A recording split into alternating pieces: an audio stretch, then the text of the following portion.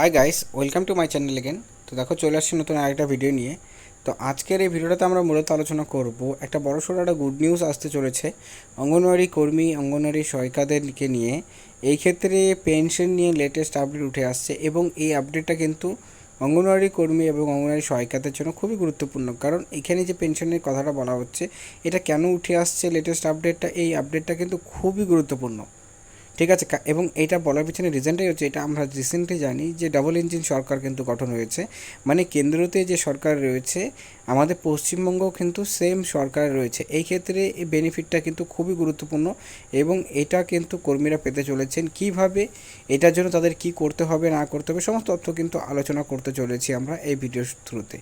এবং এছাড়াও কিন্তু আরও আপডেট রয়েছে দুটো, সেই দুটো আপডেটও কিন্তু তোমাদের সাথে শেয়ার করব। ঠিক আছে, অবশ্যই সেই ভিডিওটি শেষ পর্যন্ত দেখবে এবং দেখার পর নিজস্ব মতামত অবশ্যই কমেন্ট সেকশনে কমেন্ট করে জানাবে। আর যদি ভিডিওটি ভালো লাগে লাইক করবে, চ্যানেল নতুন থাকলে চ্যানেলটিকে সাবস্ক্রাইব করবে এরকম ভিডিওসগুলো সবার প্রথম পাওয়ার জন্য। তো ডিটেলসে আমরা জেনে নিচ্ছি যে অ্যাকচুয়ালিতে এই স্কিমটা কোন স্কিমের থ্রুতে অঙ্গনওয়াড়ি কর্মী এবং অঙ্গনওয়াড়ি সহায়িকারা পেতে চলেছেন 3,000 টাকা করে। এবং এই ক্ষেত্রে যে কোন মানে লিগ্যাল কী অর্ডার পাস করা হয়েছে সেটাও কিন্তু আমরা জানাবো। তো অবশ্যই শেষ পর্যন্ত দেখবে। তো দেখো,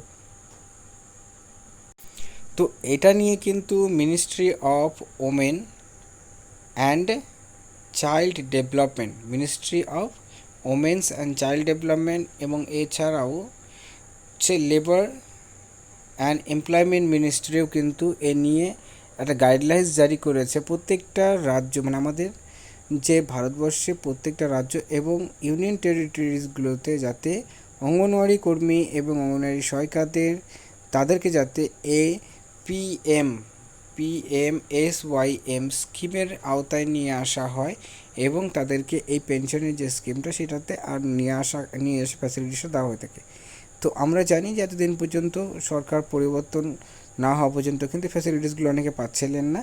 কেন্দ্র সরকারের অনেক ফ্যাসিলিটিসই কিন্তু পশ্চিমবঙ্গে সেটা লাগু হচ্ছিল না। তো সেই ক্ষেত্রে যেহেতু এবার সরকার পরিবর্তন হয়েছে এবং আমরা রিসেন্ট টাইমসে দেখছি যে কেন্দ্র সরকারের যেসব স্কিমগুলো এতদিন পর্যন্ত পশ্চিমবঙ্গের মানুষেরা পেতেন না বা সেই ফ্যাসিলিটিস থেকে বঞ্চিত ছিলেন, সেই ফ্যাসিলিটিসগুলো কিন্তু সবার প্রথমে চালু করছে রিসেন্ট গভর্নমেন্ট। ঠিক আছে, তার মধ্যে সবচেয়ে উল্লেখযোগ্য যেটা রইল সেটা হচ্ছে যে আয়ুষ্মান ভারত।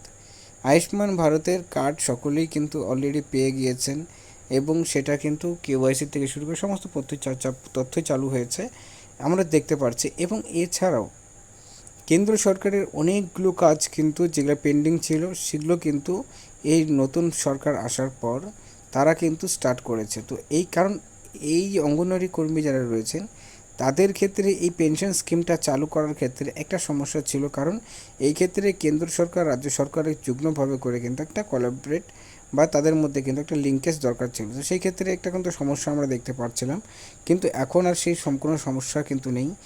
মানে বেসিক্যালি সেন্ট্রাল গভর্নমেন্ট এবং রাজ্য সরকার দুটোই কিন্তু একই সরকার রয়েছে। তো এই ক্ষেত্রে অ্যাকচুয়ালিতে এই পিএমএসওয়াইএম যে স্কিমটি অ্যাকচুয়ালিতে কী, তো এই স্কিমটার থ্রুতে 18 থেকে 40 বছর বয়সী যে সমস্ত অঙ্গনওয়াড়ি কর্মী অঙ্গনওয়াড়ি সহায়িকারা রয়েছেন তারা এলিজিবল হবেন। সেকেন্ডলি হচ্ছে যাদের স্যালারি 15,000 টাকার নিচে। তো আমরা জানি অঙ্গনওয়াড়ি কর্মীদের যে স্যালারিটা সেটা কিন্তু 15,000 টাকার নিচে। ঠিক আছে, যদিও কিনা 5,000 টাকা ইনক্রিমেন্টের কথা বলা হয়েছে, কিন্তু তা সত্ত্বেও কিন্তু তাদের যে বেতনটা 15,000 টাকার নিচেই রয়েছে, তাই এটার জন্য কিন্তু অটোমেটিক্যালি তারা এলিজেবল হচ্ছেন। এবং এই ক্ষেত্রে যে বিষয়টা নিয়ে সবচেয়ে বেশি গুরুত্বপূর্ণ ছিল সেটি হচ্ছে যে সরকারের তরফ থেকেও কিন্তু এখানে একটা কন্ট্রিবিউশনের কথা বলা হয়েছে।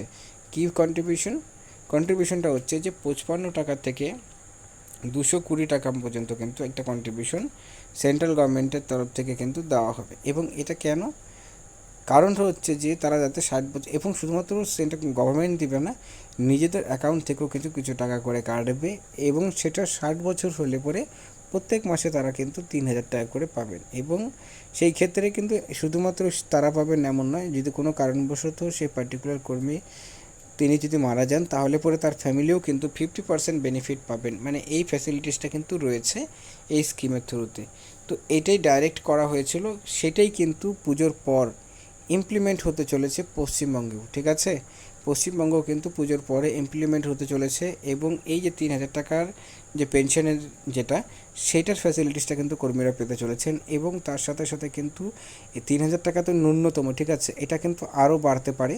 শুধুমাত্র 3,000 টাকা নয়, 3,000 টাকার থেকে রাজ্য সরকারও কিন্তু কিছুটা কন্ট্রিবিউট করে এই ক্ষেত্রে কিন্তু কর্মীরা আরও কিছু টাকা কিন্তু পেনশন হিসেবে তারা পেতে চলেছেন।